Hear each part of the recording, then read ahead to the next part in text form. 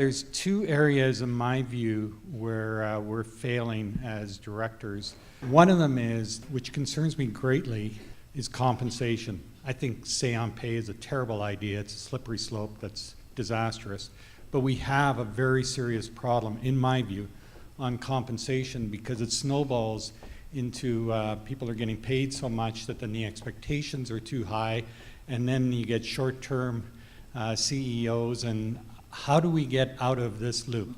The whole issue of compensation, has been and continues to be quite challenging. And I think the reality is that in Canada we're in a competition globally for talent, and to think that we can run our own compensation systems is sort of not appropriate. So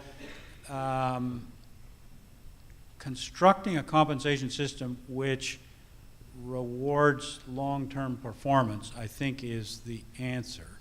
I think making sure that you think your way through some of these programs in a sense of how do you make sure that you're not creating more risk for the organization than you might otherwise want to incur is part and parcel of it. So, for example, I think I'm a big supporter of both performance share units and restricted share units as opposed to stock options.